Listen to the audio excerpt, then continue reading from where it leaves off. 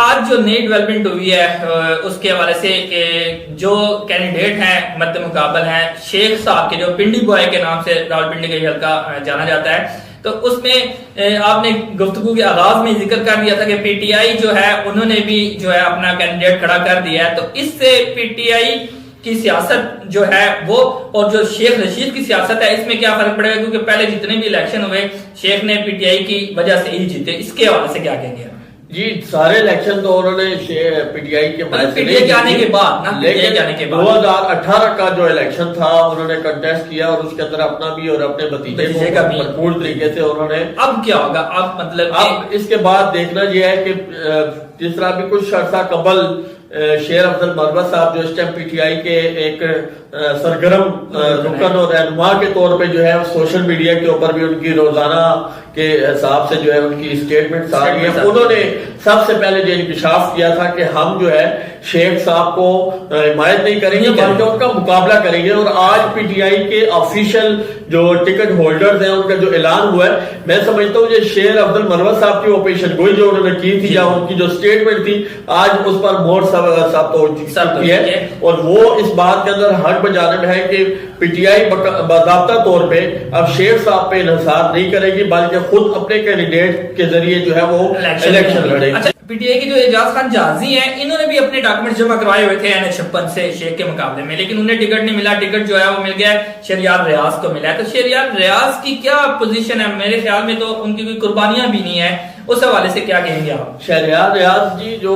جن کا کیریئر میں جو ہے وہ مسلم لیگ نون کا نام بھی شامل ہے اور وہ سرگرم رہنما کے طور پہ بڑے لڑے اور ان کے ٹکٹ کے اوپر الیکشن بھی لڑ چکے ہیں اور ایم پی اے باقاعدہ طور پہ وہ منتخب ہوئے، لیکن ان کی آپ نے قربانیوں کا ذکر کیا۔ 2018 میں ان کو ٹکٹ نہیں دیا گیا بلکہ ان کو جماعت کی ایک اہم ذمہ داری ضلعی صدر کے طور پہ ان کو جو ہے وہ مقرر کیا گیا، اور اس کے بنیاد پہ 2000 جو ابھی کا 23 کا الیکشن ہے ان کی انہی قربانیوں کو دیکھتے ہوئے رشید کو متاثر کریں گے؟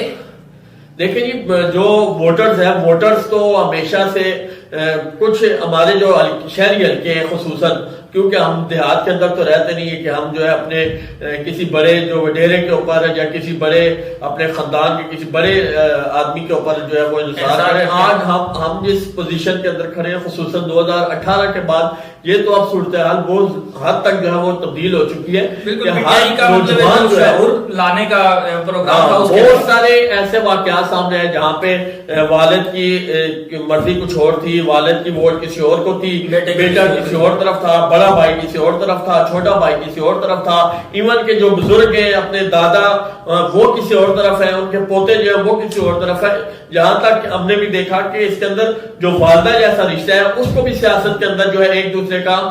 فریق بن گئے۔ تو یہ اب جو اس کا موجودہ سیاسی صورتحال ہے اس کے اندر ہم یہ نہیں کہہ سکتے کہ جو ہے انہوں نے حمایت کر دی تو نیچے سارے جتنے خاندان کے ووٹ ہیں یا برادری کے ووٹ ہیں وہ سارے نوجوان نسل جو ہے اس کا ووٹ زیادہ کاؤنٹ بالکل۔ اور دوسری بات یہ ہے کہ ہمیشہ سے یہ دیکھا جاتا ہے کہ جو